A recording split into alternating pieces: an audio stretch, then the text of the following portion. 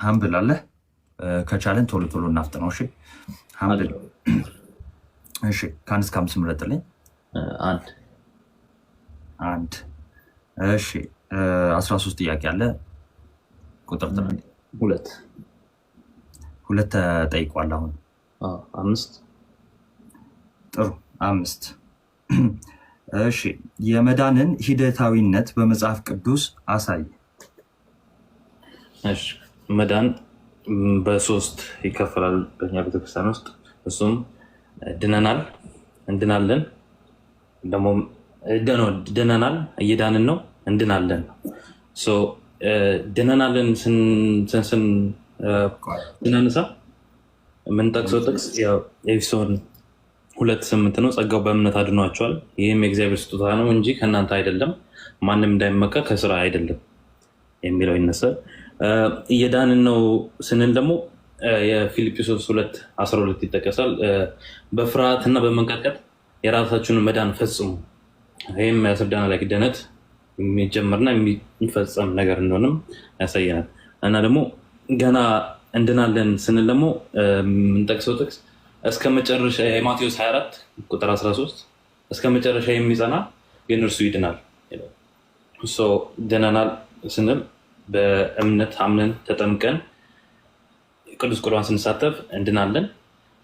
ከዛ ደግሞ በቅዱስ ቁርባን ስንካፈል በንስሐ ሕይወት ወደዚህ ብርሃን ከመጣን በኋላ በብርሃኑ ስንመላለስ ደግሞ የመዳናችንን ሂደት እየዳን ነው እንላለን። መጨረሻም ደግሞ ሞተንም አንቀርም። የክርስቶስ ኢየሱስ እንደተነሳው እኛም ሞተን አንቀርምና እንነሳለን እንደ ተስፋ ክፍሉ፣ እሱም ደግሞ እንድናለን ብለን እንገልጿለን ማለት ነው። ጥሩ እግዚአብሔር አክብርልን። ሳሙኤል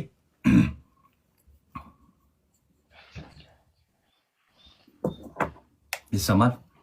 ይሰማል። እሺ ከአንድ እስከ 5 ምረጥልኝ። 5። እሺ ነገረ ቤተክርስቲያን 10 ጥያቄዎች አሉ። ተራ ቁጥር ንገረኝ። 5። እሺ ጥያቄ ቁጥር 5። እሺ እንዲህ ይላል፣ የቅዱሳን ምልጃ እና ነገረ ቤተክርስቲያን ምን ያገናኛቸዋል? የቅዱሳን ምልጃ እና ነገረ ቤተክርስቲያን ምን ያገናኛቸዋል? ኦኬ እሺ ቤተክርስቲያን መጀመሪያ ኮንሴፕቱ ላይክ ጉባኤ ነው። ያቺ ጉባኤ ደግሞ በምድር ላይ ያለን እኛ ሩጫችን ያልጨረስን ክርስቲያኖች እና በሰማይ ያሉ ቅዱሳን ህብረት የሚያደርጉበት ጉባኤ ነው። ጥቅሱን ቁጥሩን አላስታውስም፣ ግን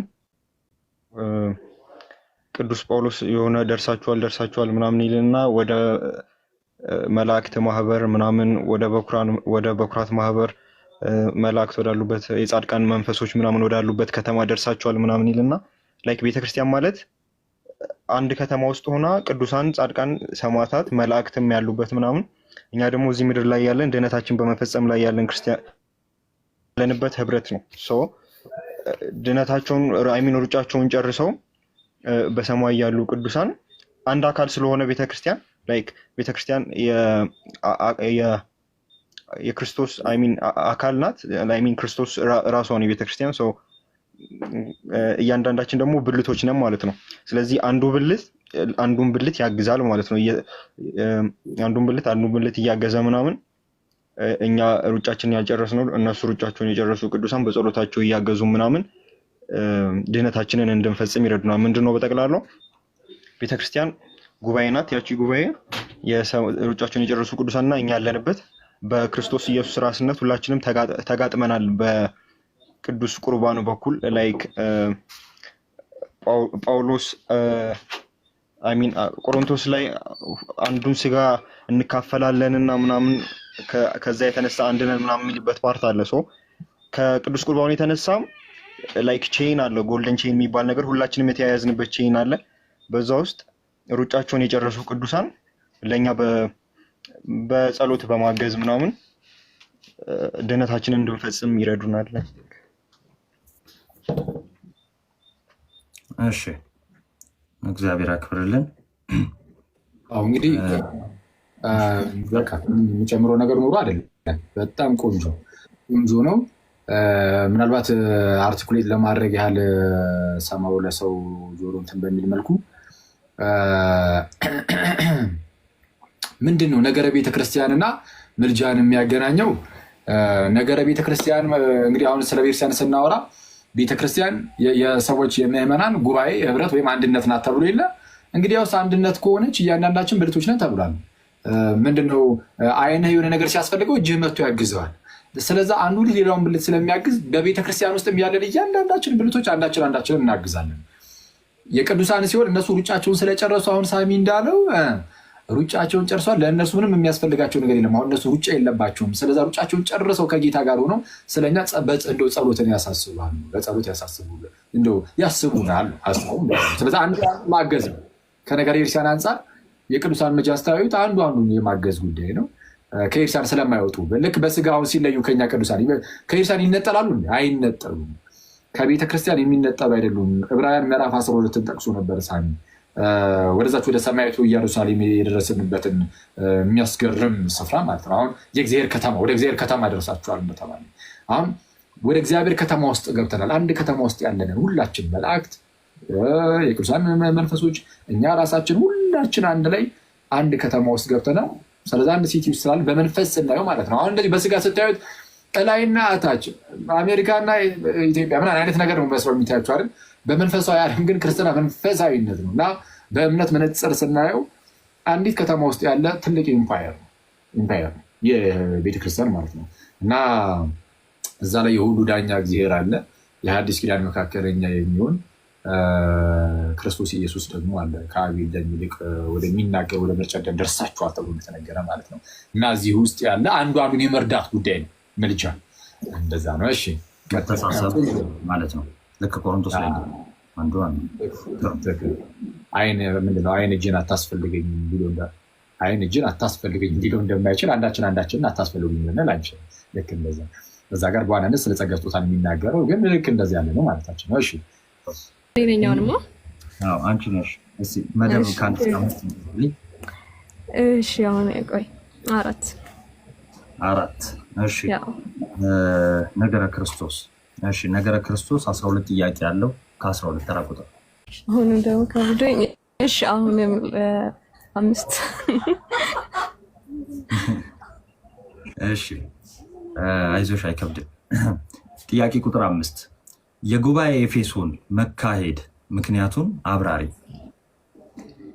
እሺ የጉባኤ ኤፌሶን መካሄድ ምክንያቱን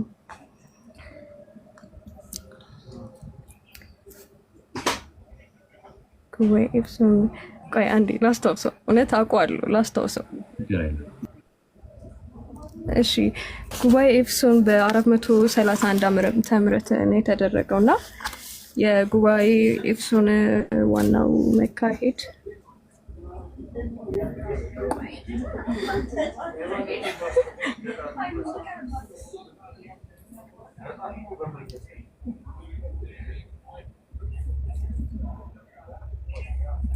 እሺ ይቅርታ በጣም ችግር ይለፌ ማለት ይቻላል።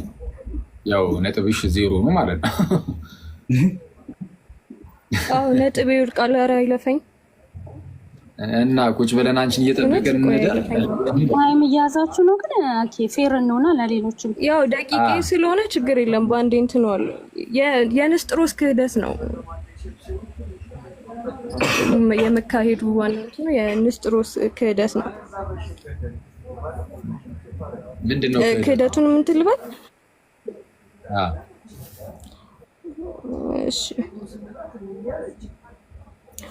እሺ ይለፈኝ በቃ እሺ። ይህንን ጥያቄ ሌላ ሰው ይመልሰዋል ወይስ እኛው እዚሁ ጋር ትንሽ ነገር ብለንበት እንለፍ? መመለስ እችላለሁ አለው እዚህ ጋር መመለስ እችላለሁ። አሁን ቅድም እናልሽ አንድ አሁን እየፈጠንሽ ያለሽ ምናልባት ቆይ አንዴ አካሄድ እዚህ ላይ አንድ ሰው የተጠየቀውን ድጋሚ ሌላ ሰው ማብራራት አይችልም። ምክንያቱም እሷ እየተጠየቀች ሌላ ነገር ማየት ስለሚችሉ አንድ ሰው የተጠየቀውን መመለስ አይችልም። እናንተ ማብራራት ትችላላችሁ። ኦልሬዲ ስለተጠየቀ መልሱት። በአጭሩ የኤፌሶን ጉባኤ ሶስተኛው ዓለም አቀፋዊ ጉባኤ ነው። እንግዲህ አሁን ዓለም አቀፋዊ ጉባኤ ሲባል ምን ማለት ነው ተባብለናል።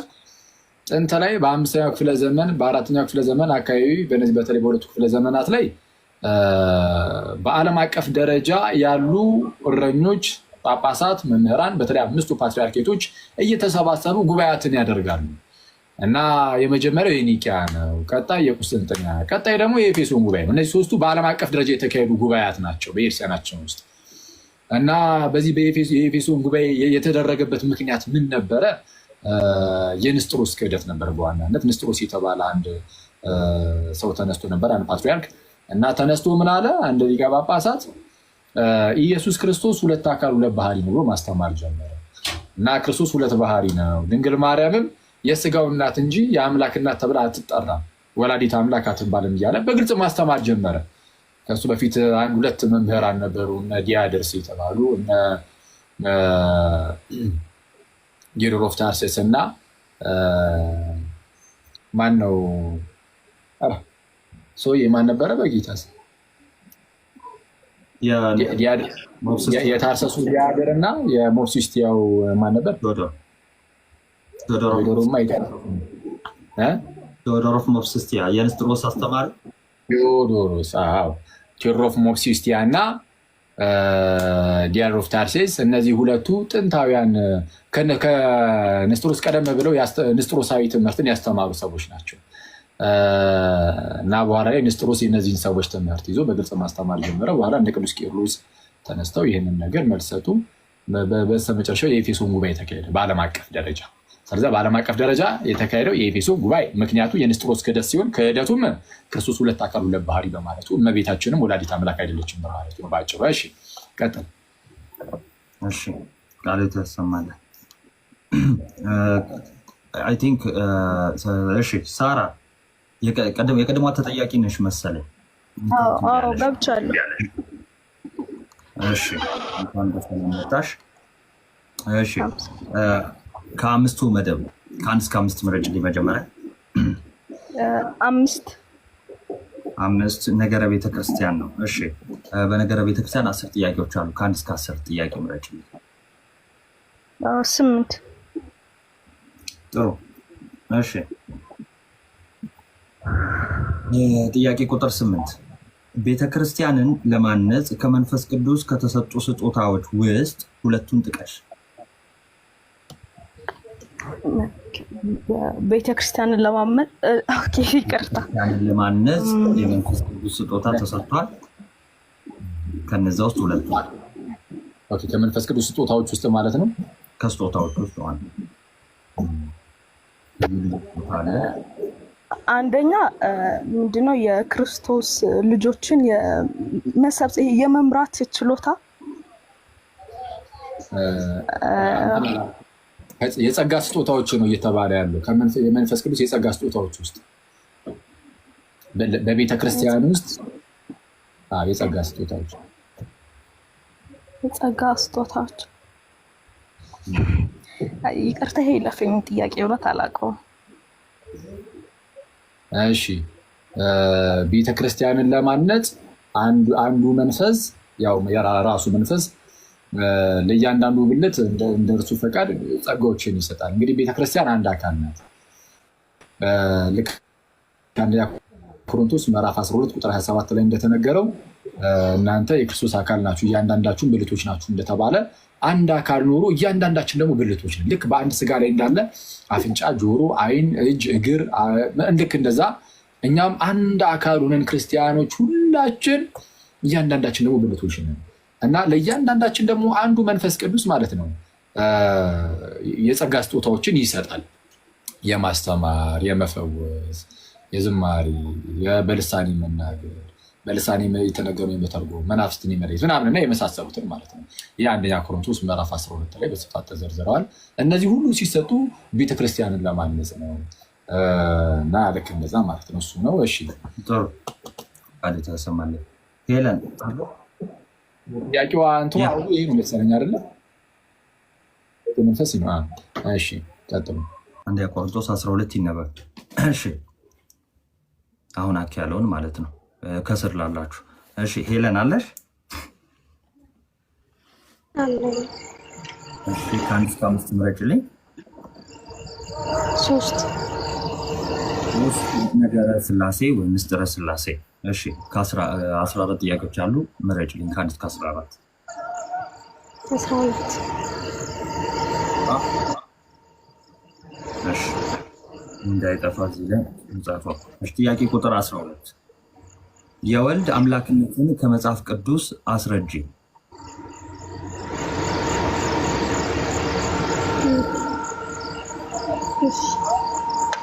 ዮሐንስ 1:1 ላይ ዮሐንስ ወንጌል 1:1 ላይ በመጀመሪያ እግዚአብሔር ቃል ነበረ፣ ቃልም ከእግዚአብሔር ዘንድ ነበር፣ ቃልም እግዚአብሔር ነው ይላልና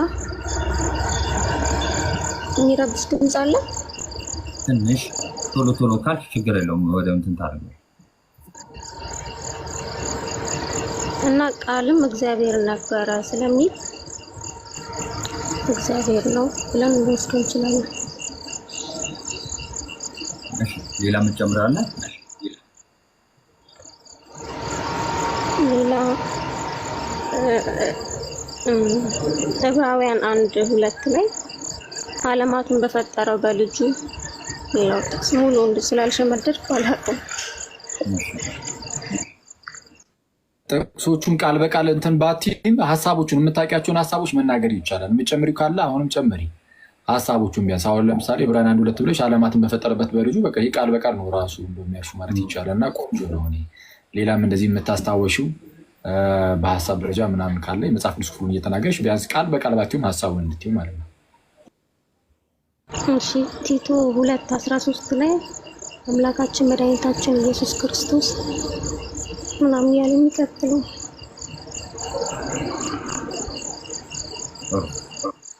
አይበቃኝ? እሺ በቃ እግዚአብሔር ያክብር። መጨመሪው ካለ ግን እኔ በቃል ስላልኩሽ አይደለም፣ ካለ ጨምሪ፣ ከሌለ ግን ችግር የለውም ማለት ነው። እሺ እሺ ሳራ ሁሉም 2 ጥያቄ ተጠይቋል እና ወደ ሳራ ልመለስ። አንዱ ጥያቄ ስላመለጣት ሳራ አለሽ? አለው። እሺ ከ1 እስከ 5 ምረጭልኝ። 1 ነገረ ድህነት። እሺ ነገረ ድህነት 13 ጥያቄ አለው። ከ1 እስከ 13 ምረጭልኝ። 2 ጥሩ። እሺ ጥያቄ ቁጥር 2 እምነት እንደሚያድን በመጽሐፍ ቅዱስ ጥቅስ አስደግፈሽ አስረጅ። እምነት እንደሚያድን አንዴ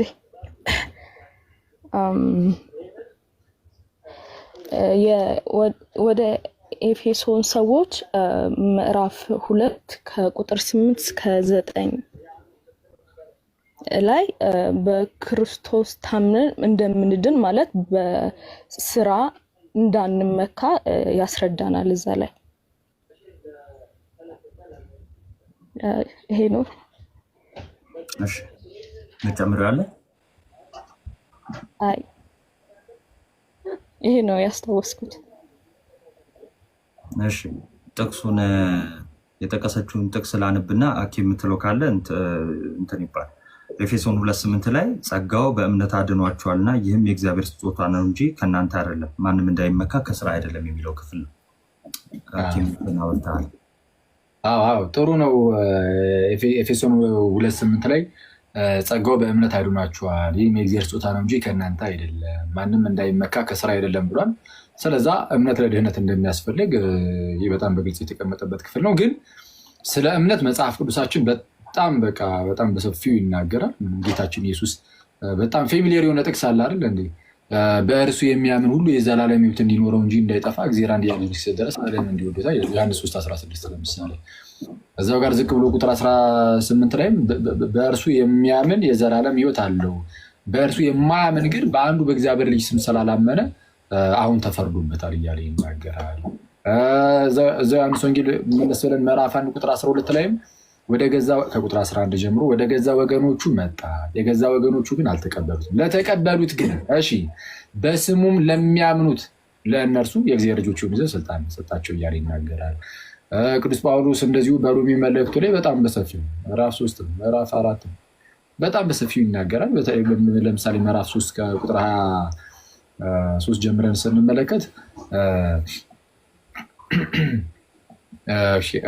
ሮሜ ምዕራፍ 3 ላይ ሁሉ ኃጢአትን ሰርቷል፣ የእግዚአብሔርም ክብር ጎድሏቸዋል እያለ ይናገራል። ሁሉ እንደበደሉ ሁሉ ኃጢአትን እንደሰሩ የእግዚአብሔር ክብርም እንደጎደላቸው ይናገርና በክርስቶስ ኢየሱስ በሆነው ቤዛነት በኩል እንዲያው በጸጋው ይጸድቃሉ ይልና እርሱንም እግዚአብሔር በእምነት የሚገኝ በደሙም የሆነ ማስተስረያ አድርጎ አቆሙ ይላል። በምን የሚገኝ? በእምነት የሚገኝ በደሙም የሆነ ማስተስረያ አድርጎ አቆሙ። ስለዛ እምነት ለድነት ግድ ነው እና የሮሜ ምዕራፍ 3 በተለይ በደንብ ይነበብ በጣም በተደጋጋሚ ያስቀምጣል። 4ኛው ምዕራፍ ላይም ልክ እንደዚሁ የአብርሃምን ፈለግ አንስቶ ያስቀምጥና አብርሃም ከመገረዙ በፊት እምነቱ ጽድቅ ሆኖ እንደተቆጠረለት አንስቶ ይናገራል። ስለዛ የተገረዙ አይሁዳውያን ብቻ ሳይሆኑ ያልተገረዙ አሕዛብም በእምነት በኩል ሁለቱም ማለት ነው የተገረዘውም ያልተገረዘውም ከግዝረት በፊት ያለውን የአብርሃምን ፈለግ ተከትሎ በእምነት በኩል ወደ እግዚአብሔር ሊቀርቡ እንደሚገባ ይናገራል ማለት ነው እና የእምነት ጉዳይ በየቦታው ተሰጥቷል። ቅድም ባይሆን ከጸጋ ስጦታዎች ውስጥ አንዱ ልሳን ነው ብዬ ተናገረ ነበር። ልሳን ነው አይደል? ከጸጋ ስጦታዎች ውስጥ አንዱ ልሳን ነው። ልሳን ግን አሁን በተለያዩ ቤተ እምነቶች ውስጥ የምታዩት አይነት ትርጉም የሌለው አይነት ያ ልሳን እንደዛ አይደለም። እሱ መጽሐፍ ቅዱስ እሱን አያውቀውም። ልሳን ቋንቋ ነው። በሰዓቱ የተሰጠ ቋንቋ ነበረ። ምንድነው? ለምሳሌ የአማርኛ፣ ትግርኛ፣ ኦሮምኛ ምናምን ግዕዝ ልክ እንደሚባሉ ልክ እንደዚህ አይነት ቋንቋ እንግሊሽ ምናምን እንደሚባለው ልክ እንደዛ ቋንቋ ተሰጥቶ ነበር። ሐዋርያት ሥራ ምዕራፍ 2 ላይ እንደተነገረው ማለት ነው። እና ያ ነው ልሳን ማለት ወንጌል በየቦታው እንዲዳረስ ሰዎች ይህንን አይተው አምነው ወደ ጌታ ቤተክርስቲያን ወይም ወደ ጌታ መንግስት እንዲመጡ ምናምን እንደ ምልክትም ሆኖ የተሰጠ ነበረ። የሆነ ሰዓት ላይ ፌድ እያደረገ ሲል እናያለን። ልክ እንዳጀማመሩ አይደለም ማለት ነው። እሺ ቀጥል ነው። እሺ ቃል ታሰማለን። እሺ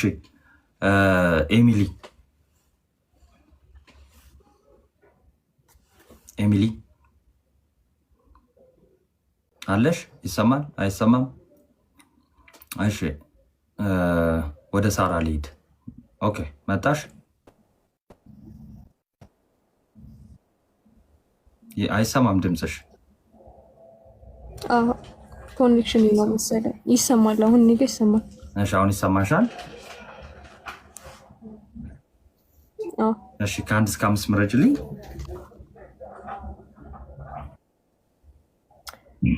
3 እሺ ምስጢረ ሥላሴ ነው። 14 ጥያቄዎች አሉ። ተራ ቁጥር ንገሪኝ።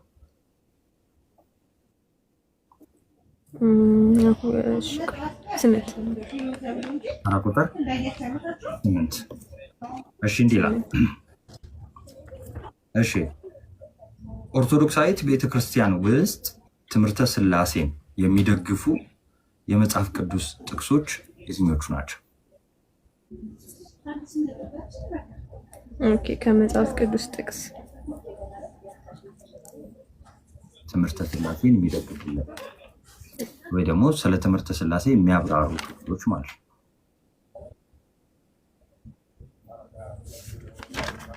እሺ እየገለጥሽ ነው እንዴ? የዮሐንስ አይደለም ኖት ይዤ ነበር ታውኩት። በቃ የዮሐንስ ወንጌል ምዕራፍ 1 ቁጥር 1 ላይ በመጀመሪያ ቃል ነበር፣ ቃልም በእግዚአብሔር ዘንድ ነበር የሚለው ማለት ነው። ከዛ ዮሐንስ ወንጌል ምዕራፍ 17 ቁጥር 5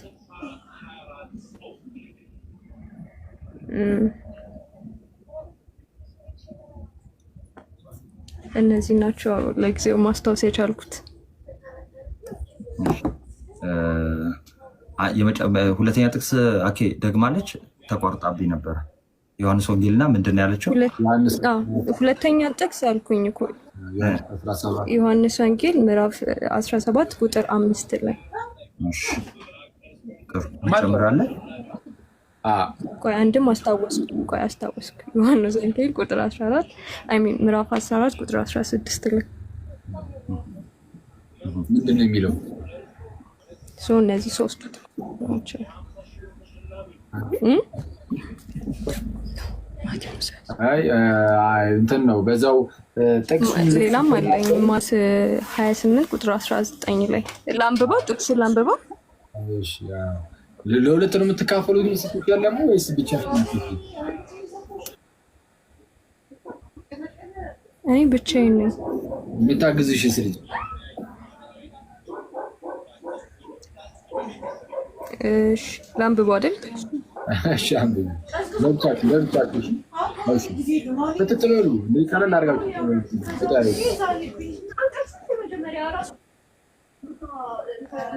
እሺ የማቴዎስ ወንጌል ቁጥር ምዕራፍ 28 ቁጥር 19 ላይ ደግሞ እንዲህ እንግዲህ ሂዱና አሕዛብን ሁሉ በአብ በወልድ በመንፈስ ቅዱስ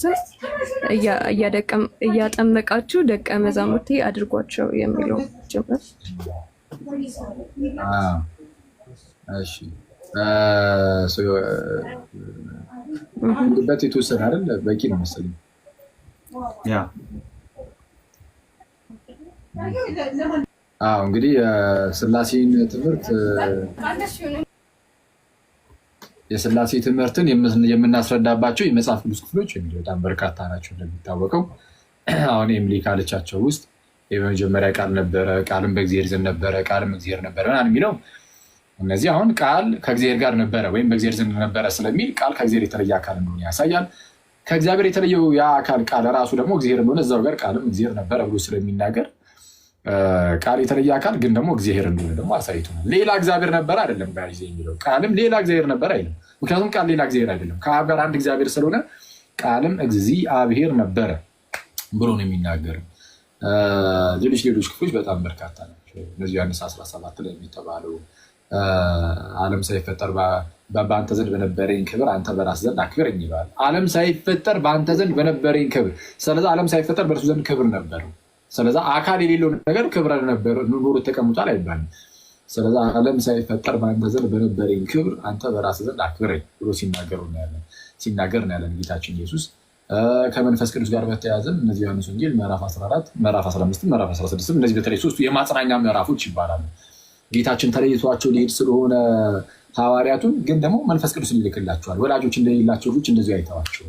ስለዛ ምን እያለ ይናገራቸዋል? ምንድነው? አብ ደግሞ እኔም አብን እለምነዋለሁ ሌላ አጽናኝን ይሰጣችሁ ዘንድ ይላል። ኦኬ ሌላ አጽናኝን ይልክላችሁ ዘንድ መንፈስ ቅዱስን ማለት ነው። ሌላ አጽናኝ ብሎ የሚጠራው ከአብም ከወልድም ሌላ የሆነ ማለት ነው። ወይም ከወልድ ሌላ ዘንድ አብ ነው የሚልከው። አብ የሚልከው ራሱን አይልክም መቼስ አብ። ስለዛ ከአብም ሌላ ማለት ነው። ሌላ አጽናኝን ይሰጣችሁ ዘንድ እለምናለሁ ብሎ ሲናገር አይተናል። ስለ መንፈስ ቅዱስም ሌላ የጠቀሰችው ምንድነው? የማቴዎስ ወንጌል ምዕራፍ 28 ቁጥር 19 በአብ በወልድ እና በመንፈስ ቅዱስም እያጠመቃችኋቸው ደቀ መዛሙርት አድርጓቸው ይላል።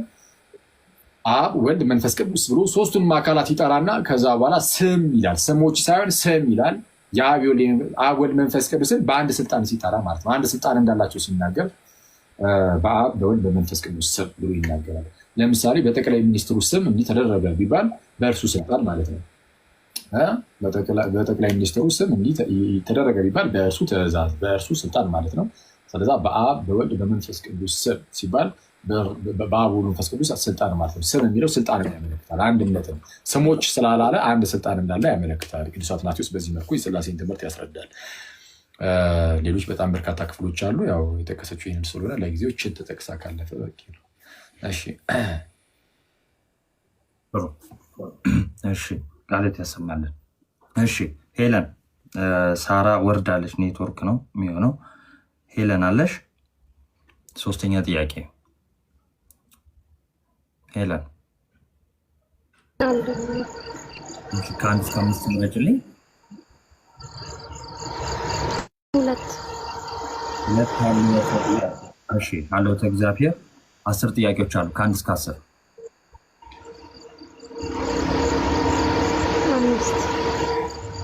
ጥያቄ ቁጥር 5 እሺ ጥያቄ ቁጥር 5 እንዲሁ የፈጣሪ መገለጥ በስንት ይከፈላል? አጠር አድርገሽ አብራሪ። የፈጣሪ መገለጥ ይከፈላል በሁለት ልንከፍለው እንችላለን። አንደኛው አጠቃላይ መገለጥ፣ ሁለተኛው ደግሞ ልዩ መገለጥ። አጠቃላይ መገለጥ የምንለው በፍጥረቱ በመገለጡ እንረዳዋለን። ራሱ እግዚአብሔር በገለጠላቸው መጠን ማለት ነው። ሁለተኛው ልዩ መገለጥ የምንለው ለድህነት የሚጠቅመን መገለጥ ነው። ይህንን እግዚአብሔር በመላእክቱ በነቢያቱ በተአምራቱ ራሱን ክብሩን እየገለጠ በስተመጨረሻ በልጁ ራሱን ገለጠና ዓለምን አዳነው ማለት ነው። እሺ እግዚአብሔር አክብርልን። ቆንጆ ስላልሽ ወደ ቀጣይ እንለፍ። እሺ ሳራ አለሽ?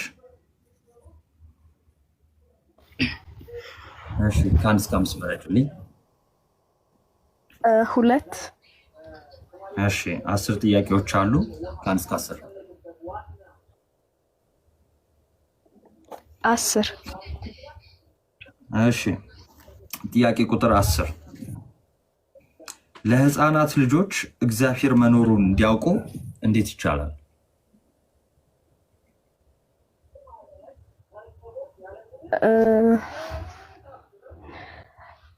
ምናልባት ያው በተለምዶ እንደሚባለው ህፃናቶች ሲጫወቱ ሲስቁ ምንድነው ጥያቄው? እስቲ ለህፃናት ልጆች እግዚአብሔር መኖሩን እንዲያውቁ እንዴት ይቻላል?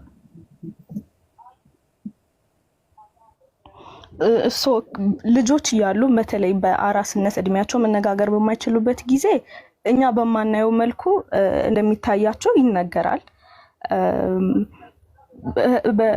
እያደጉ ማለት ሙሉ ለሙሉ ራሳቸውን ባይችሉም ግን እያደጉ ማውራት መረዳት የሚችሉበት እድሜ ላይ ሲደርሱ ደግሞ አንደኛ እኛ ቤተሰቦቻቸው እህት ወንድሞቻቸው እንዴት ነው የሚባለው ማን ፈጠረሽ ስላሴስ ማን ነው ብሎ ድሮኛ ልጆች ሆነን ሲነገረን በነበረበት መልኩ እግዚአብሔር መኖሩን ማስረዳት እንችላለን። ጥያቄው ግን ምንድነው? እስቲ ምንድነው ለህፃናት ምንድነው ህፃናት ማለት ማን ነው? ህፃናት ጨቅላዎችን ያው ለልጁ እንዴት ማስተማር ይቻላል ነው? ህፃናት እንዴት ነው የሚያውቁት ነው? እንዴት ነው ጥያቄው? እንዴት ሊያውቁት ይችላሉ ማለት ነው? እስቲ ምንድነው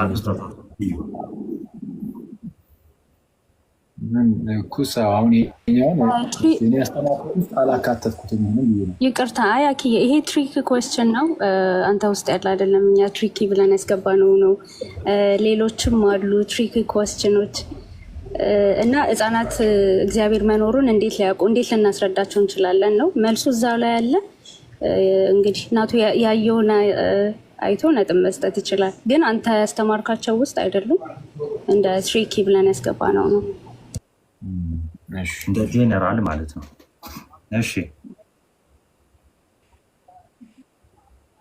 እሺ ሶስት ጥያቄ ያው ይሄ እንግዲህ የሚለፍኝ ያ እሺ ሶስት ጥያቄ ሁላችሁም ወስዳችኋልና መሀል ላይ በዚሁን ቀጥል ኪ ኮመንት ይከፈትና ትንሽ ይታንፍሱ። ከዛ የተወሰነ ደግሞ ደቂቃ ከዛ በኋላ ይቀጥላሉ። ሞዴሬተርስ ኮመንት ክፈቱ። 5 ነው የሚጠይቁት አጠቃላይ ወይስ ከዛ ሁለት ጥያቄ ይቀራቸዋል? ሁለት ይቀራቸዋል ነው።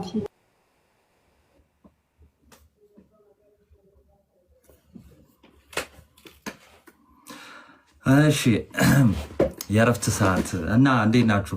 ሀኪዋ ባይዘዌ ይሰማል አሏ ትሰማለህ? ናትሻ የቀድሙ ላይ የሮሜ ሜቢ መጨረሻ ላይ ወይ እንሄድበታለን ብዬ አስቤ ነው። ሀኪዋ የትኛውን ቆሮንቶስ 5 የሚገኘውን እግዚአብሔር በእኛ እንደሚማልድ የሚለውንና ሮሜ 8:34 ላይ ስለኛ የሚማልደው የሚለውን እንዴት መረዳት አለባችሁ የሚለውን ዝም ብለን መጨረሻ ላይ ጥያቄው ሲያልቅ ማለት ነው። እግዚአብሔር በእኛ እንደሚማልድ ስለ ክርስቶስ መልእክተኞች ነን የሚለው እና እንዴት እሱን እንዴት የምትረዱት ነው እንዲያስ ጥያቄው ያ ትንሽ አሁን እግዚአብሔር በክርስቶስ ሆኖ ዓለምን ከራሱ ጋር ያስታርቅ ነበረ፣ የማስታረቅንም ቃል በእኛ አኖረ የሚል ቃል ተጠቅሶ ከሮሜ 8:34 ጋር እንዴት ነው የሚታረቁ አይነት ነገር ያለ እንደዛ ስለመሰለኝ ትንሽ እንትን እንዳይል በሚለው ነው። በቃ ጥሩ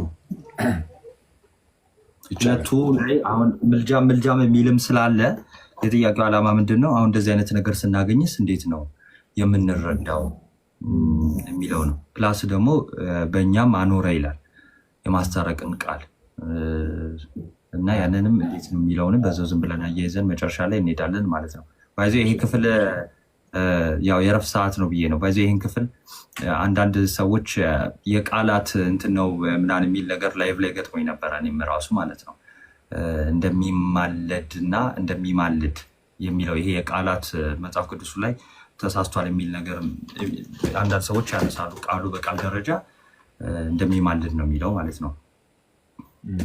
እሱን መጨረሻ ላይ ይሄ ል እና ለ ነው ምናምን የሚል ነገር የሆነ ጊዜ እዚህ ላይቭ ላይ ጋዲሳ ቤት ከፍተን እንትን ብለናል። ማተሚያው እጃችን ላይ ነው ተብሎ ይሄ ደግሞ እያደረጉብን ደግሞ የሆነ ቪዲዮም አለ እንደዚህ ቃሉ ምንም ስህተት የለውም እንደሚማልድ ነው የሚለው ማለት ነው። እሺ ተንፈሳላችሁ ሰዎች ሰዓት አይ ቲንክ ሰዓት እየሄደ ነው። እንቀጥል ወደ ቀጣይ ጥያቄ እንሂድ። እሺ ኮሜንቱን ዝጉት። የመጨረሻው ጥያቄ ብዙ ሰው አልገባውም። ሳራ አንድ ድል ቢሰጣት ጥሩ ይመስለኛል። ናውና ዝም ሳስበው ማለት ነው። እሺ እናትዬ ሌላ ጥያቄ እኔም እስማማለሁ። አስመርጥና እናትዬ አንድ ዙር ሳራ አድርገን እሺ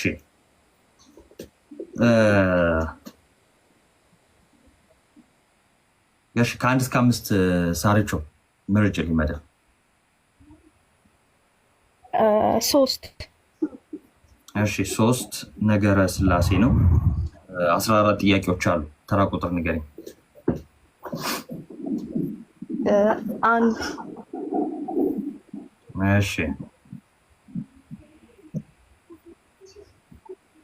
እሺ በኦሪየንታል ኦርቶዶክስ እምነት እና አመለካከት ላይ ስለ ስላሴ ምን ብለን እናምናለን? በአጭር አስቀምጭ። በአጭር በኦሪየንታል ቤተክርስቲያን እንዴት ነው? እሺ በኦሪየንታል ቤተክርስቲያን አስተምሮት መሰረት አብ አባት፣ ወልድ፣ ልጅ፣ መንፈስ ቅዱስ ደግሞ መንፈስ ቅዱስ የሰራጺ እንለዋለን። የሚሰርጸው ደግሞ ከአብ ነው ማለት ነው። ያው በቃ በአጭሩ ይሄ ነው። ከአብ ይሰርጻል ብለን እንትን እንላለን። ሲቀጥል ደግሞ ያው አብ ልብ ነው፣ ወልድ ቃል፣ መንፈስ ቅዱስ ደግሞ እስትንፋስ ነው ብለም ኦሪየንታል ታስተምራለች። እሺ ስንት አምላክ አለ ምናምን? አንድ አምላክ አለን። እሺ አንድ አምላክ አለን፣ ግን ደግሞ 3 አካል አለው ብለን እናምናለን። 3 አካል ነው እንላለን። ግን 3 አካል ስንል ደግሞ ያው በሰዋዊ አመለካከት ሳይሆን ያው የእግዚአብሔርን ነገር ማን መርምሮ መጨረስ አይችልም። ግን 3 አካል አላቸው ብለን እንላለን። 3 አካል አለ። ሶስትነታቸው ደግሞ በስም በግብር ስማቸው አብ ወልድ መንፈስ ቅዱስ ነው የምንላቸው። ግን ደግሞ 3 ስማቸው ስንጠራ ደግሞ አንድ አጠቃላይ መጠሪያቸው አንድ እግዚአብሔር ነው። ከዛ ደግሞ አንድነታቸው ደግሞ ምንድነው? በመለኮት በአገዛዝ በመፍጠር ይህንን ዓለም በማሳለፍ በመወሰን በመሳሰሉት ነገራቶች አንድነታቸው ይነግረናል ማለት ነው። እሺ ስለዛ አሁን ምንድነው በአጭሩ የስላሴ ትምህርታችን በአጭሩ እንያዝ ካልን ሁሉን የፈጠረ አንድ አምላክ በሚሆን በእግዚአብሔር አብ እናምናለን። ሰማይና ምድር የፈጠረ የሚታየውና የማይታየውን ዓለም ሳይፈጠር ከእርሱ ጋር በነበረ ደግሞ አንድ የአብ ልጅ በሚሆን በአንድ ጌታ በኢየሱስ ክርስቶስ እናምናለን። ተመልከቱ፣ ሁሉን የፈጠረ አንድ አምላክ በሚሆን በእግዚአብሔር አብ እናምናለን። ከዛ ደግሞ ዓለም ሳይፈጠር ከእርሱ ጋር በነበረ ከአብ ጋር ማለት ነው በነበረ አንድ የአብ ልጅ በሚሆን በአንድ ጌታ በኢየሱስ ክርስቶስ ደግሞ እናምናለን። ከብርሃን የተገኘ ብርሃን ነው ወልድ። ከዚህ ብርሃን ከአብ የተገኘ ብርሃን፣ ከእውነተኛ አምላክ ከሆነው ከአብ የተገኘ እውነተኛ አምላክ ነው። ዘንድ በመንፈስ እና ሁሉ በእርሱ ደግሞ የሆነ ነው። ከሆነም ሁሉ አንዳች እንኳን ያለ እርሱ ያለ ወልድ የሆነ ምንም የለም። አብ በልጁ ዓለማትን ፈጠረ እንዳለ በመንፈስ ቅዱስም እናምናለን። እርሱም ጌታ ሕይወትን የሚሰጥ ከአብ የሚወጣ ከአብ የሚወጣ ወይም የሚሰርጥ ከአብና ከወልድ ጋር በአንድነት እንሰግድለታለን እናመሰግነዋለን ይላል። በአጭሩ ይሄ ነው። ወልድም መንፈስ ቅዱስም ከአብ የሚገኙ ነው። ወልድም መንፈስ ቅዱስም ከአብ የሚገኙ ነው። የአብን አንዱን መለኮት ሁለቱም ይጋራሉ፣ ሁለቱም አካላት። ስለዛ የአብ የራሱ መለኮት የወልድም ነው የመንፈስ ቅዱስ ነው። ስለዛ ሌላ መለኮት የለም፣ የአብ መለኮት ነው፣ የወልድም የመንፈስ ቅዱስ ነው። ልዩ አካላት ቢሆኑ ከአብ የተለዩ አካላት ቢሆኑ እነዚህ ሁለቱ የተነጠሉ ሳይሆን ልዩ አካላት ቢሆኑ በመለኮት ግን አይለያዩም። መለኮት አንድ ያደርጋቸዋል ወይ ተዋህዱ በመለኮት እንደሚለው ማለት ነው። ጠቀስኩባችሁ ግዕዝ ይሴለሱ በአካላት ወይ ተዋህዱ በመለኮት እንደምንለው በመለኮት አንድ ናቸው፣ በአካላት ሶስት ናቸው። በቃ ጥሩ ነው። እሺ እግዚአብሔር ያክብርልን። አራተኛውን ጥያቄ ለየት ላድርገው፣ ራሴ ነኝ የምመርጠው ማለት ነው። እሺ ሀምብል አለ ጥያቄ ራሴ መርጬ ልጠይቅ። አራተኛውን ለሁላችሁም ራሴ መርጬ ልጠይቀው፣ ከዛ አምስተኛ ራሳችሁ ትመርጣላችሁ ማለት ነው። ብዙ ያልተጠቀሰውን ፓርት ወይም ደግሞ ያልተጠየቀውን ሜንሽን ማድረግ ስላለብን ማለት ነው። እሺ ሀምብል ጥያቄ ሀልወተ እግዚአብሔር ጥያቄ ቁጥር 7 የፈጣሪን መኖር ከምናስረዳበት አርጊውመንቶች መካከል ሁለቱን ጥቀስ። አይ ቲንክ አንደኛው ፈጣሪ ያለ የምንልበት አርጊመንት ፍጡር ስናመልክት ነው። ፍጡር ካለ ፈጣሪ አለ፣ የተፈጠረ ነገር ካለ የሚፈጥረው ነገር አለ የሚለውን አርጊመንት አንደኛው የምንጠቀም ይመስለኛል። ሌላ አርጊመንት አምናሽ ሌላ እሺ ጥያቄውን አንዴ ልድገምልህ። እሺ የፈጣሪን መኖር የምናስረዳበት አርጊመንት የምንለው አለ። የፈጣሪን መኖር ምን የምንልበት የምናስረዳበት አርጊመንቶች አሉ። ከዛ አርጊመንት ሁለቱን ጥቀስ ነው። የተለያዩ ናቸው፣ ግን የምናስረዳው ፈጣሪ መኖሩን የምናስረዳበት መንገዶች ናቸው ማለት ነው።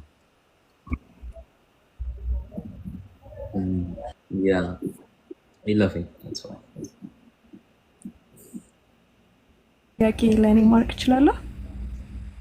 አይ እሺ የፈጣሪን መኖር የሚያሳዩ እንዲህ አርጊመንቶች፣ ያው እንግዲህ አርጊመንቶች በራሳቸው እንደምታውቁት ሃይማኖት አይደሉም፣ ግን በምን ልናስረዳ እንችላለን? የእግዚአብሔርን መኖር በምን አይነት አመክንዮች ልናስረዳ እንችላለን ነው። አሁን ከስነ ፍጥረት አንጻር የምናስረዳ ከሆነ ለምሳሌ አሁን እኛ ካየናቸው ውስጥ ስማቸው ልጥቀስ ባላቅም ለምሳሌ እንደነ ካላም እንደነ ዲዛይን አርጊመንት ምናምን ይጠቀሳሉ። የካላም ኮስሞሎጂካል አርጊመንት ምንድን ነው? ካላም የሚባለው አርጊመንት መኖር የጀመረ ነገር ሁሉ አስጀማሪ አለው የሚል ነገር ነው። የመጀመሪያው መኖር የሆነ የጀመረ ነገር ካለ የሆነ አስጀማሪ ነገር አለው። መኖር የጀመረ ሆኖ አስጀማሪ የሌለው ለመጀመሩ ምክንያት የሌለው ነገር የለም። በሆነ ምክንያት ነው የሚጀምረው። መኖር ከጀመረ ህልውናው መኖር ከጀመረ ማለት ነው። እና ዩኒቨርሲቲ አጽናፈ ዓለም ወይም ዓለማት ራሱ ወይ ዓለማት የምንለው ወይም ዓለም ራሱ ደግሞ መኖር የጀመረ ነው። ስለዛ ዓለም አስጀማሪ አለው ማለት ነው። የአስጀማሪ ነው እኛ ፈጣሪ ብለን ዲዛይን አርጊመንት ተፈጥሮን አይተህ የምትረዳው ነገር ነው።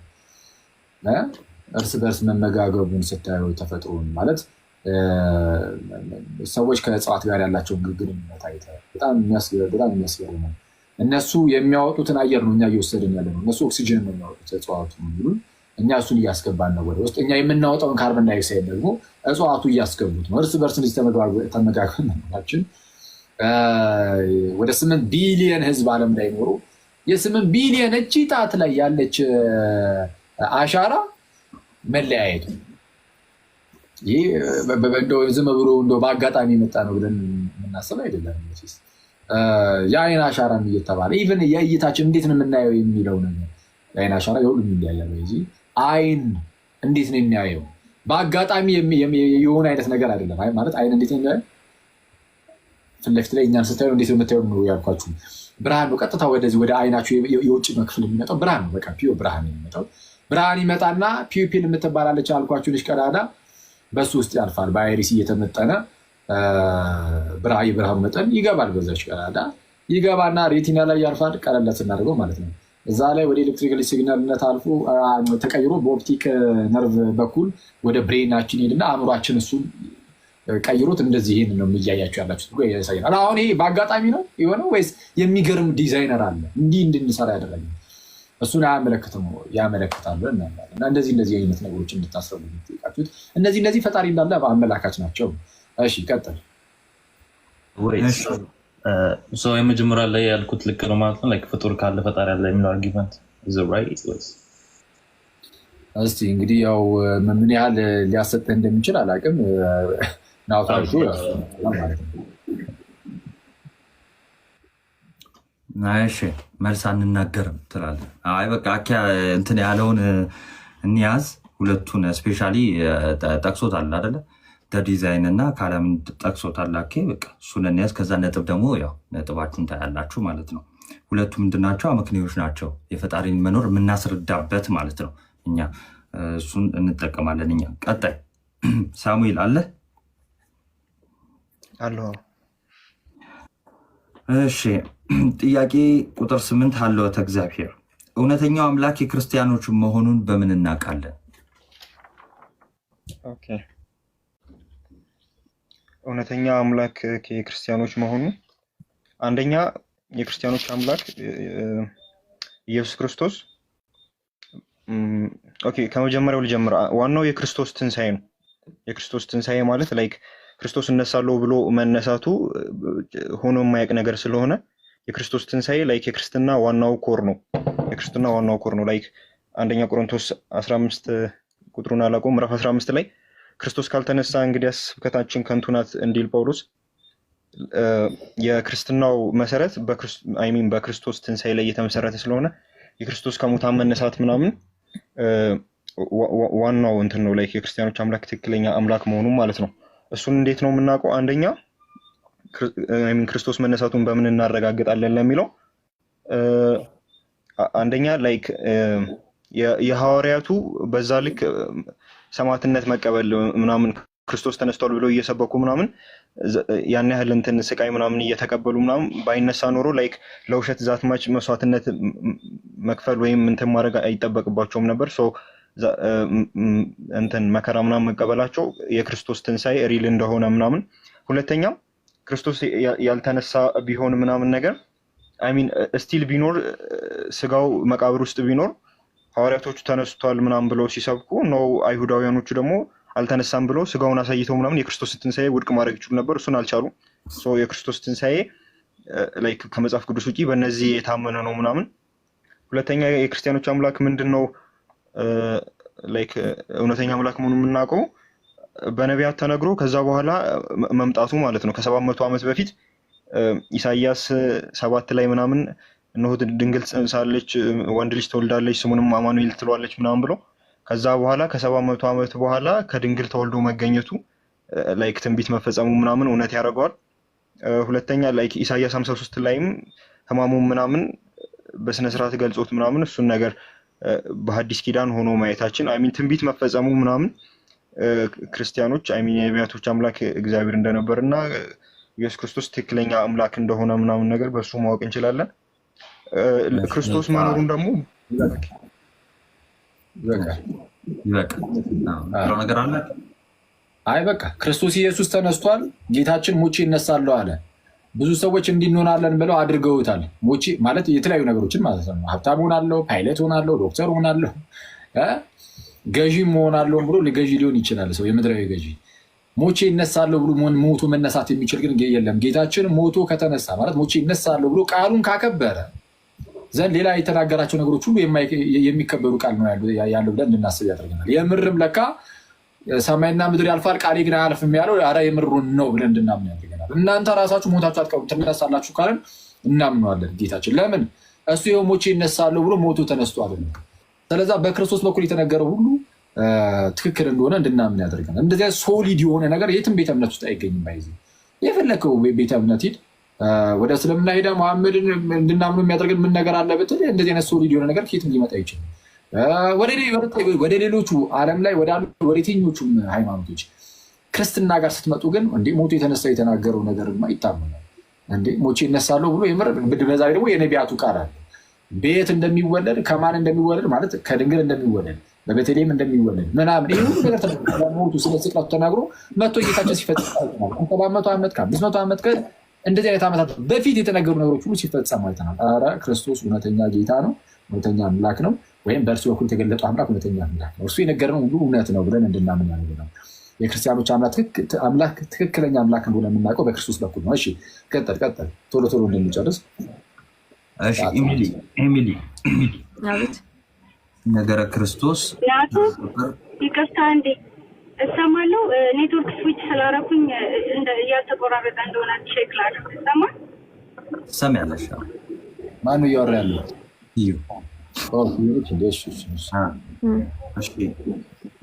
ነገረ ክርስቶስ ጥያቄ ቁጥር 10 በንስጥሮስ ክህደት ላይ ወይ ደግሞ የንስጥሮስን ክህደት በመሞገት በጉባኤ ኤፌሶን የጌታን ፍጹም ሰው ፍጹም አምላክነት ያስረዳ ቅዱስ አባት ማን ይባላል?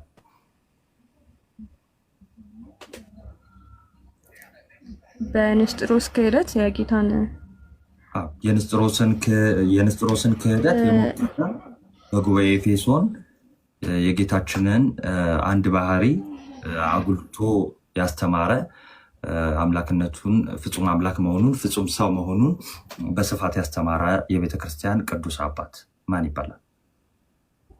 ተዋህዶን ማለት ነው። የአምላክነትና የሰውነቱን ተዋህዶ ቄርሎስን በዋናነት ሲቃወም የነበረው አባት ማን ነው?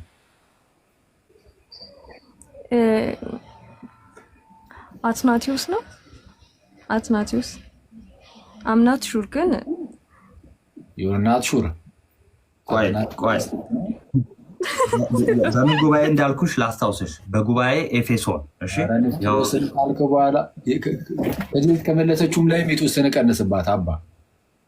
ኧረ አንተ ራስህ እሺ ኮመንት ክፈቱላቸውና እስቲ ይሞክሩ። እነሱም የታችን ክፈቱላቸው ኮመንት። እሺ ኒስጥሮስን የተቃወመው ማን ነበረ? በዋናነት ተቃውሞ የኤፌሶን ጉባኤው ሂሮ ማን ነው?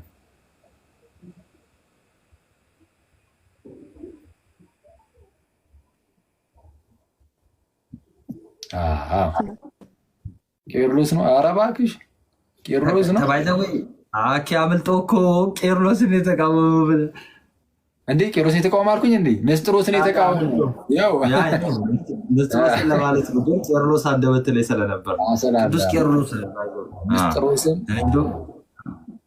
ቅዱስ አትናቴዎስ አሪዮስን እና አቡናሪዮስን እነ ጢሞቴዎስ ዛልቦ ጥሪት ቀደም ብሎ እነ ጎርጎርዮስ ዘንዚናዙ በኋላ ንስጥሮስን ደግሞ ቅዱስ ቄርሎስ ዘአሌክሳንድሪያ የአሌክዛንድሪያው እንደዛ ነው። እሺ ቀጣይ ሳር አለሽ? እሺ ነገረ ክርስቶስ ጥያቄ ቁጥር 6 ልጠይቅሽ። እሺ ከጌታችን ከመድኃኒታችን ከኢየሱስ ክርስቶስ የስጋዌ ስሙ ሶስቱን ጥቀሽ። የስጋዌ ስም ኦኬ፣ ሰው ከሆነ በኋላ የሚጠራበት ስም ነው አይደለ? አንደኛ ኢየሱስ ክርስቶስ፣ አማኑኤል፣ ኦኬ፣ ከዛ ምንድነው መሲህ። እነዚህ ናቸው የመጡልኝ። እሺ ስታክ አድርገናል ወይስ ወይ ምን ነበረ? እስኪ ምንድን ነው የስጋዌ ስሙ ማን ነው? የስጋዌ ስሙ በቃ ኢየሱስ ክርስቶስ አማኑኤል ተብሎ ይጠራል። እንደተባለው አማኑኤል ማለት በማቴዎስ ወንጌል ምዕራፍ 1 ቁጥር 23 ላይ መልአኩ እንደተረጎመው እግዚአብሔር ከኛ ጋር ማለት ነው። እና የስጋዌ ስሙ ኢየሱስ መሲህ ነው እና እርሱ ክርስቶስ ተብሎ ደግሞ ይጠራል። ስሙ ኢየሱስ ነው። የስጋዌ ስሙ ስሙንም ኢየሱስ ትይዋለሽ እንዲል የስጋዊ ስሙ ኢየሱስ ይባላል። አብሮ የሚጠሩ ስሞች ግን አሉት። ለምሳሌ ክርስቶስም እየተባለ ሊነገር ይችላል። እሱ መሲህነቱን የሚገልጽ ነው። መሲህነትን፣ ቅቡዕነቱን፣ ክርስቶስነቱን ራሱን የሚገልጽ ኢየሱስ እርሱ ክርስቶስ የእግዚአብሔር ልጅ ነው እንዲባል ማለት ነው። ስለዚህ የስጋዊ ስሙ ኢየሱስ የሚል ነው። ኢየሱስ ክርስቶስ ያ። እሺ ሄለን፣ እሺ ነገረ ክርስቶስ ጥያቄ ቁጥር 12 ነገረ ክርስቶስ ጥያቄ ቁጥር 12 እንዲህ ይላል። የኢትዮጵያ ኦርቶዶክስ ወይም የኢትዮጵያ ኦርቶዶክሳዊት ቤተክርስቲያን ስልጣነ ክህነት መነሻ ወይም ደግሞ ሐዋርያዊ ቅብብሎሽ ወደ ማን ያደርሳል?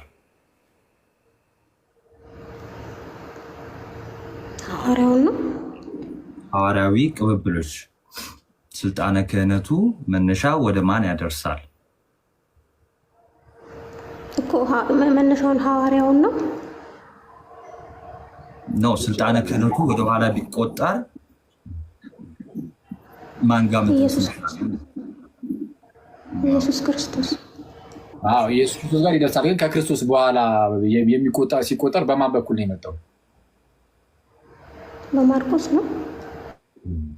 እሺ በማርቆስ ነው። ትክክል ነው። ግን ትክክል ነው፣ በማርቆስ ነው። ያው እንግዲህ መንበሩን በማርቆስ ስም ነው የሚጠራው። ማርቆስን ራሱን ደግሞ ጴጥሮስ ነው የሾመው። ስለዛ የአሌክዛንድሪያው የሮሙ እና የአንጾኪያው በጴጥሮስ ነው። ወደ ጴጥሮስ ሄድና በጴጥሮስ በኩል ወደ ጌታችን ኢየሱስ። የአሌክዛንድሪያውን ለየት ተደርጎ ምንድነው አሁን አንቺ እንዳልሽው መንበሩ በማርቆስ ስም ስለሆነ ማርቆስ እየተባለ ይጠራል። እነዚህ ግን ይሄ የሮሙ ፖፕ ግሪጎሪ ዘ ግሬት እንደተናገረው ሶስቱ የሮም ቤተክርስቲያን የአሌክዛንድሪያ ማለት የእኛም ጭምር ማለት ነው። እኛ የምንመዘው ከእሷ ከአሌክዛንድሪያ እና የአንጾኪያ አሁን ኦሪየንታል ናት። እነሱ መንበራቸው ምንድነው በጴጥሮስ በኩል ነው የሚነገርላቸው። አሁን እኛ በማርቆስ እንጠራለን። ኤኒዌይስ በቃ ኖርማል ነው። ማርቆስ ሐዋርያ አይደለም፣ ከ12ቱ ሐዋርያት አይደለም እንደምታውቁት አይደለ? ማርቆስ ከ12ቱ ሐዋርያት አይደለም። ከ12ቱ ሐዋርያት ስንጠራ ጴጥሮስ የምንጠራው ማለት ነው። በጴጥሮስ በኩል ክርስቶስ ጴጥሮስ ልኮታል። እንደዛ። እሺ አሁን ራሳችሁ ነው የመጨረሻ ጥያቄ ነው። ሀምብል ከ1 እስከ 5 መደብ ጥራልኝ። እሺ ነገረ ድህነት 13 ጥያቄ አለ። ከ13 8 ጥያቄ ቁጥር 8 እሺ እንዲህ ይላል። ጥምቀት ለድህነት አስፈላጊ ከሆነ ቅዱስ ጳውሎስ በአንደኛ ቆሮንቶስ መልእክት ምዕራፍ 1 ቁጥር 17 ለማጥመቅ ክርስቶስ አላከኝምና ወንጌልን ልሰብክ እንጂ የክርስቶስ መስቀል ከንቱ እንዳይሆን በቃል ጥበብ አይደለም፣ ይህን ለምን ተናገረ? አንደኛ ቆሮንቶስ አላከኝም የሚለውን ሐዋርያው ቅዱስ ጳውሎስ ለምን ተናገረ? ጥምቀት ለድህነት የሚያስፈልግ ከሆነ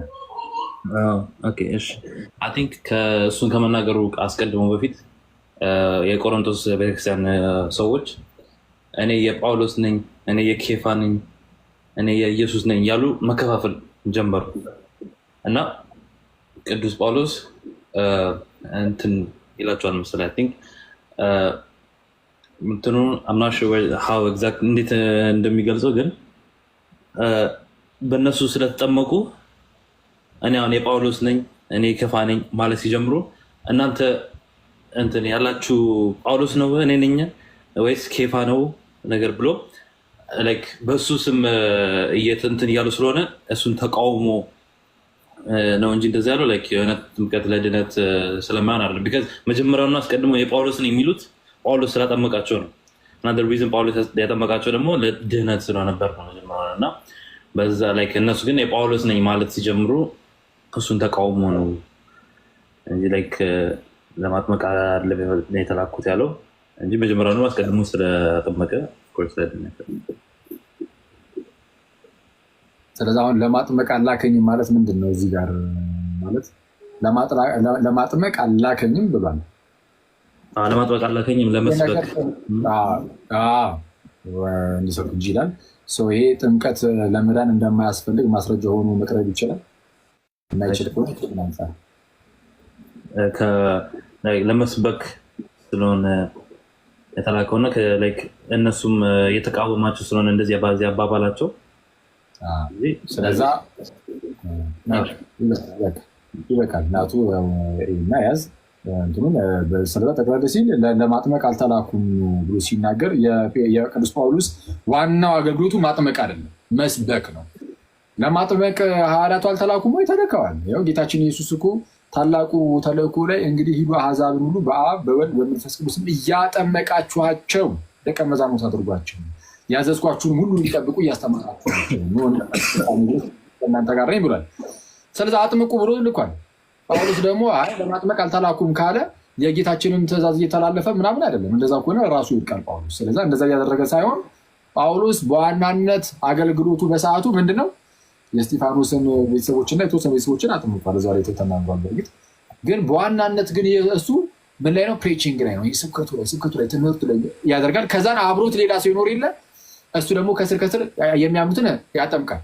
አብሮት ያለው ሰው እያጠመቀ ይላል። እሱ ይሰብካል፣ ጳውሎስ ሌላ ያጠምቃል። ጳውሎስ ይሰብካል፣ ሌላ ያጠምቃል። ልክ እንደዛ ማለት ነው። ብቻቸውን አይደለም ሲጓዙ ለሐዋርያ አገልግሎት። እዛ ነው ቅዱስ ጳውሎስ በሌላ ክፍሎቹ ላይ ሲናገር ምን እያለ ነው የተናገረው? ለምሳሌ ገላትያ ምዕራፍ 3 ቁጥር 27 ላይ ወይስ ከክርስቶስ ኢየሱስ ጋር አንድ ትሆኑ ዘንድ የተጠመቃችሁ ሁሉ ከክርስቶስ ኢየሱስ ጋር አንድ ትሆኑ ዘንድ የተጠመቃችሁ ሁላችሁ ክርስቶስን ለብሳችሁታል ይላል። ከክርስቶስ ጋር አንድ ትሆኑ ዘንድ የተጠመቃችሁ ሁሉ ክርስቶስን ለብሳችኋል። ታዲያ ሰብኮ ክርስቶስን ሳያለብሳቸው ነው የሚሄደው? አይደለም። ይሰብካል፣ ሌላ ሰው ያጠምቃል። ስለዛ ክርስቶስን ይለብሱታል። ክርስቶስን የሚለብሱት የተጠመቁ እንደሆነ ራሱ ጳውሎስ ስለሚያውቅ ስለተናገረ ሮሜ 6:3 ላይ ይህንን የተናገረ ወይስ ከክርስቶስ ኢየሱስ ጋር አንድ ትሆኑ ዘንድ የተጠመቀን ሁላችን ከሞቱ ጋር አንድ እንሆን ዘንድ እንደተጠመቀን አናውቅም እንዴ ይላል። ወይስ አታውቁም እንዴ ይላል። ስለዛ ከጌታ ጋር አንድ የምትሆኑት በጥምቀት ነው። ከሞቱ ጋር አንድ የምትሆኑት በጥምቀት ነው ያለው ጳውሎስ። እኔ ለማጥመቅ አልተላኩም እያለ አይነት ሴንስ ነው ያለው? በፍጹም። እሱ ስብከቱ ላይ ትኩረት ያደርጋል፣ ያስተምራል። አብሮት ያለው ደግሞ ያጠምቃል። ስለዚህ የጳውሎስ ዋና አገልግሎት ለአሕዛብ ስብከትን ማቀበል ወንጌልን መስጠት ነው። ሌላው ደግሞ ያጠምቃል ነው እንጂ ራሱ ቅዱስ ጳውሎስ ወደ አገልግሎት ሲመጣ ምን አድርጎ ነው የመጣው? ተጠምቆ። ያውም ደግሞ ዝም ብሎ ተጠምቆ ብቻ እኮ አይደለም፣ በጥምቀት ውስጥ ከኃጢአቱ ታጥቦ ነው የመጣው ጳውሎስ ራሱ ቢሆን በሐዋርያት ሥራ ምዕራፍ 22 ቁጥር 16 ላይ ምንድን ነው የሚለው? ሐናንያ ጳውሎስን ወይም የተርሴሱ ሳውል እየተባለ በሚጠራበት ሰዓት አሁንስ ለምን ትዘገያለህ? ተነስ፣ ስሙን እየጠራ ምን አድርግ? ተጠመቅ፣ ከኃጢአትህም ታጠብ። ስለዛ ከኃጢአቱ በጥምቀት ውስጥ ታጥቦ ነው የመጣው። አይ እኔ ለማጥመቅ አልተላኩም ሊል አይችልም። ኦፍኮርስ እንደዚህ አይደለም አባባሉ። የኔ ዋና አገልግሎቴ ማጥመቅ ላይ ነው። ማን ይቅርታ መስበክ ላይ ነው። ማጥመቅ ደግሞ ያው የሌላው ነው። ከዛ ቀደም ብሎ ግን አሁን ቅድም እንደተናገርከው ሀምብል ሰርቨንት ቀደም ብሎ መከፋፈሎች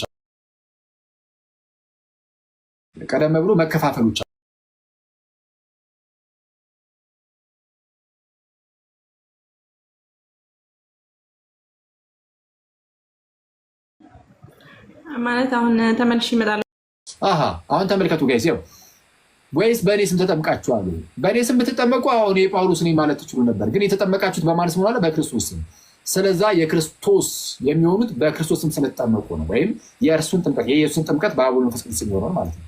የጌታችንን ጥምቀት ስለያዙ የኢየሱስ ተብለዋል። ሰው የኢየሱስ ሳይሆን መዳን ይችላል? አይችልም። የኢየሱስ የሚሆኑት ደግሞ በጥምቀት ውስጥ እንደሆነ እዛው ጋር ተናግሯል። ስለዛ ለማዳን በጥምቀት ግልጽ አይቃወምም ጳውሎስ። ግን የጳውሎስ ዋናው አገልግሎቱ ስብከት ላይ ነበርና ይህን ተናገረ። ወደ ቀጥሎ እሺ፣ ቃላት ያሰማልን። ሳሙኤል እሺ፣ ከ1 እስከ 5 ምረጥልኝ። 4 በጣም አሪፍ። ነገረ ክርስቶስ ነው። እሺ፣ ነገረ ክርስቶስ 12 ጥያቄ አለ። 6 ተብሏል። ተጠንቷል። ተራ ቁጥር 7። እሺ፣ ጥያቄ ቁጥር 7 እንዲህ ይላል። ቃል እግዚአብሔር ስለመሆኑ የሚገልጽ አንድ የወንጌል ክፍል ጠቅሰ ክፍሉን አብራራ። ዮሐንስ 1:1 በመጀመሪያ ቃል ነበረ፣ ቃልም በእግዚአብሔር ዘንድ ነበረ፣ ያም ቃል እግዚአብሔር ነበረ ይላል። ቃል ከዛ ቃል ወልድ መሆኑን የምናውቀው ደግሞ ወረዲልና 1:14 ላይ ቃልም ስጋ ሆነ ይላል። ስለዚህ ቃል እግዚአብሔር ነበረ ይላል። ስለዚህ በመጀመሪያ ቃል ነበረ፣ ቃልም በእግዚአብሔር ዘንድ ነበረ፣ በአብ ዘንድ ነበረ ያ ቃል። አካላዊ ቃል በአብ ዘንድ ነበረ። ከዛ ያም ቃል ራሱ ደግሞ እግዚአብሔር ነበረ ይላል ሰው። ይሄኛው እሺ፣ እግዚአብሔር ያክብርልን። እሺ ኤሚሊ ከአንድ እስከ 5 መረጭልኝ። እሺ 2። እሺ ሀለወተ እግዚአብሔር 10 ጥያቄ አለሽ። ከ10 መረጭልኝ። እሺ 2 አሁን። እሺ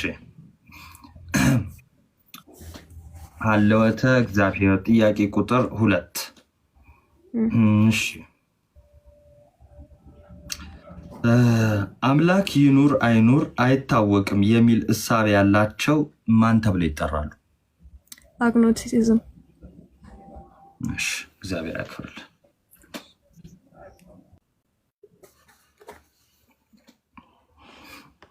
እሺ ሳራ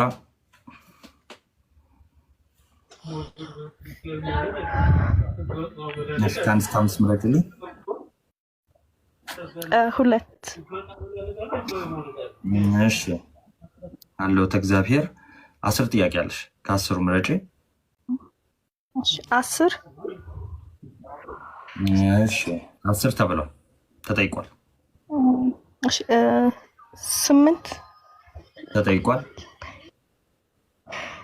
ያልተጠየቁት ቁጥሮች ስንት ናቸው? 4 9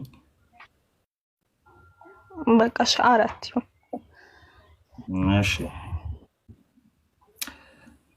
ጥያቄ ቁጥር 4 እንደ ሰዓት ሰሪ ፈጣሪ ፍጥረትን ፈጥሮ ዞር ብሏል ብለው የሚያምኑት ምን ተብለው ይጠራሉ? ኦኬ አማኞቹ ዲስት ተብለው ይጠራሉ። በአጠቃላይ እንትኖዶቹ ደግሞ ሄዷል ብለው የሚያምኑት ደግሞ አስተምሮቱ ደግሞ ዲዝም ተብሎ ይጠራል። እሺ እሺ እግዚአብሔር ያክብርልን። ምን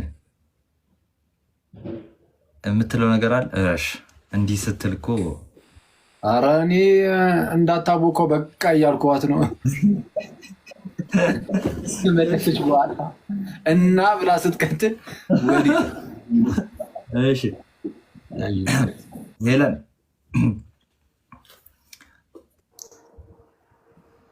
ከአንድ እስከ 5 ምረጭልኝ።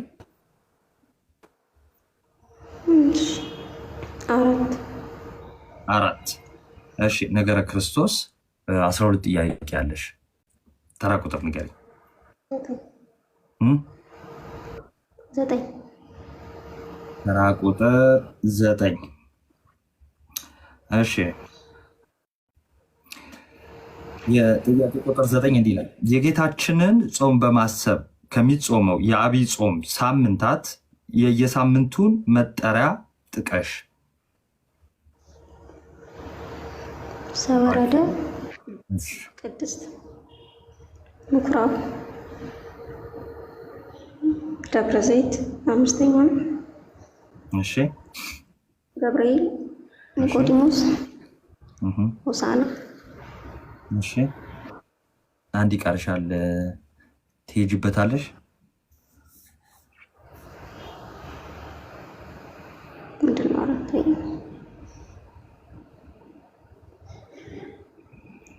እሺ ከሞላ ጎደል ስለመለሽው ጥሩ። መጽሐፉ የሚቀርሽ ያው ሙሉ ይጠራ ስለተባለ ነው። እሺ ተወዳጆች፣ ሁሉም እዚህ ጋር የምታዩቸው ተወዳዳሪዎች 5 ጥያቄ ወስደዋል። ስለነበረን ቆይታ የአምላካችን ስም የተመሰገነ ይሁን። አሁን ኮመንት አብሩና እስቲ አኬም ምን በቀጥታ አኬም። አይ በቃ በጣም ደስ የሚል ጊዜ ነበረ። በጣም ደስ የሚል እንደዚህ አይነት ነገሮች በጣም መለመድ አለባቸው ይመስለኛል። አሁን የጀማ ብቻ ሳይሆን በየቦታው ክርስቲያን ወንድም እህቶች በየቦታው በየቴሌግራሙ፣ በየፌስቡኩ፣ እዚሁ ቲክቶክ ላይ የሚያሉ ሌሎችም ማለት ነው እንደዚህ ቶሎ ቶሎ ማዘጋጀት ያለባቸው ይመስለኛል። በጣም ደስ ይላል። ሰብሰብ ተብሎ እዚሁ የሚጠያየቁት ሰዎችም ያው ከወንድም እህቶቻቸው ጋር ስለሆነ አንደኛ የንግግራቸውንም ያዳብሩበታል። ጥሩ ነው። ሲቀጥል ደግሞ ያው ከወንድም እህቶች ጋር ስለሆነ ጥሩ መማማር ይገኛል። ጥሩ መቀራረብም ነው።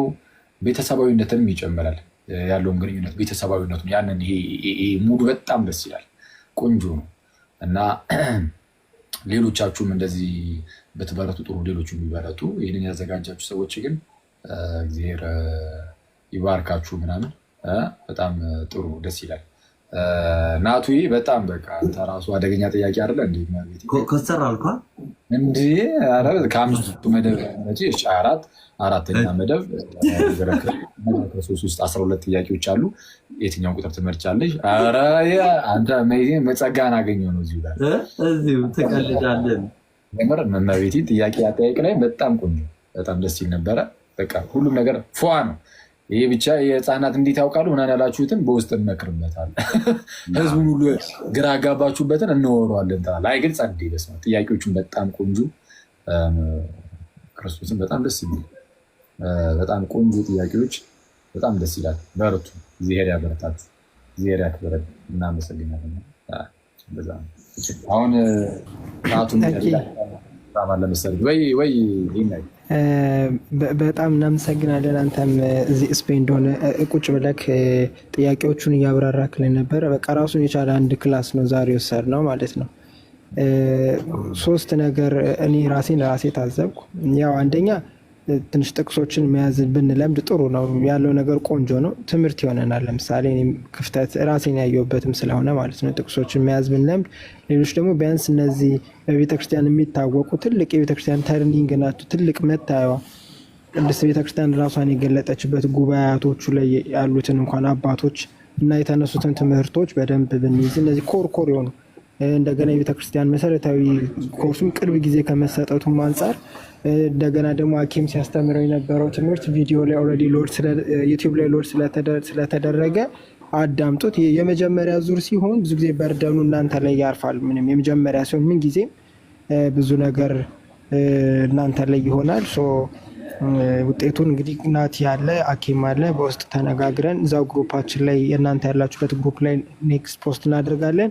ቀጣይ መቼ እንደሚሆን ቀጣይ ተወዳዳሪዎች ደግሞ እንዲሁ አጀስት እናደርግና ከዛ ቀጣይ 3ኛ ዙር የመጨረሻ እናደርግና ከ3ቱ የመጨረሻ የሚወጣውን ከ1 እስከ 3ቱን እንሸልማለን ማለት ነው።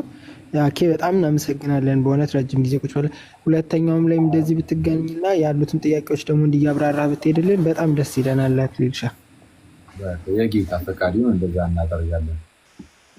አረ ባለቤቷን አስወሯት። ይሄ አውሬ ታፈነች። አይ እኔ እንኳን አላወራም።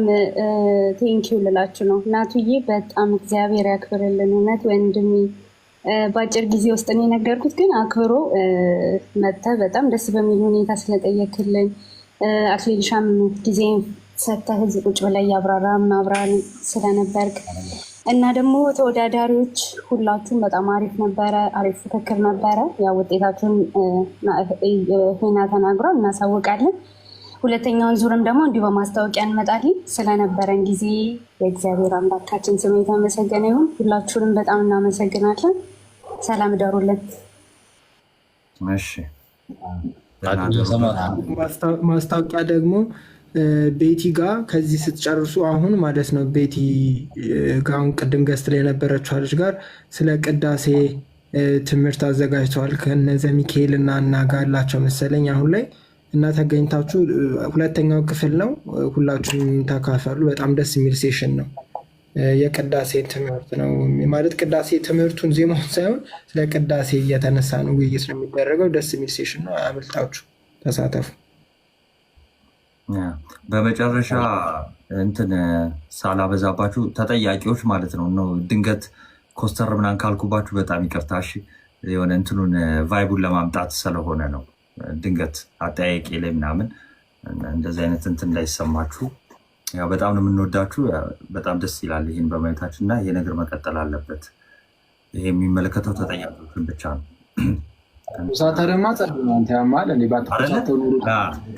እንትኑን ለማምጣት ነው። ይሄ ጥያቄ ተጠያቂና ምናምን ነው እንጂ ታውቀኛለህ አልችልም።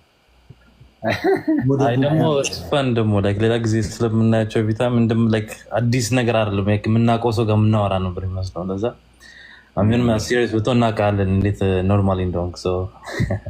ቴንክ ዩ። አሁን ኮርተብኛል አልኮራብኝም? ኧረ በስመ አብ በጣም ጸልይ ክርስቶስን። ምንድነው አሉት እግዚአብሔር ላይ ምን እንደዛ እንዳረገ ባላቅም ትንሽ ገና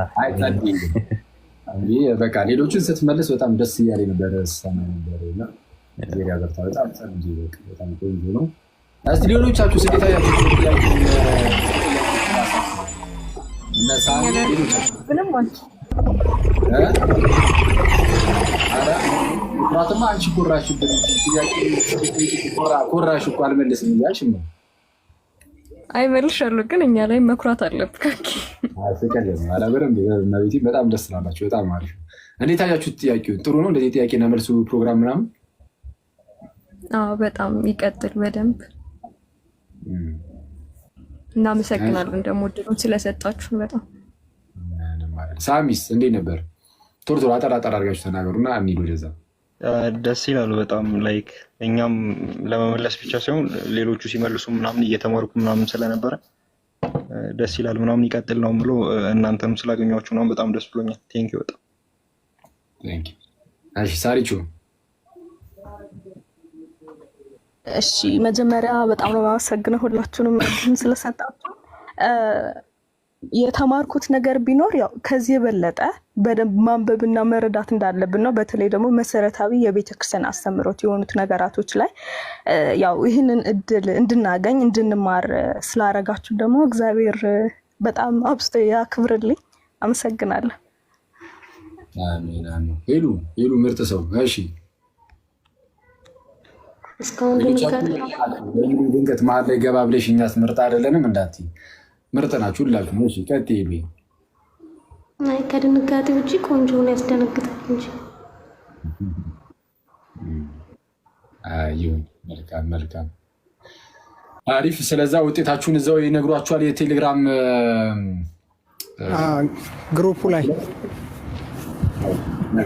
እና አክሊልሻ እኔና ፍፄ አንድ ነገር ተከራክረን ነበር። ማለት ተወራርደን ነው የሚባለው እና በውስጥ እንጠይቃለን። ከዛ በኋላ አትመልስልናለህ። እዚህ ገስት ላይ አይጠየቅም። አስተያየት አለ እንዲ ያኬ ምናልባት የሚስተካከል ምናምን ናቱሻ የሚስተካከል ነገር ምናምን ያያችሁት ካለ አስተያየት ነገሩን በኔክስት እንድናስተካከል።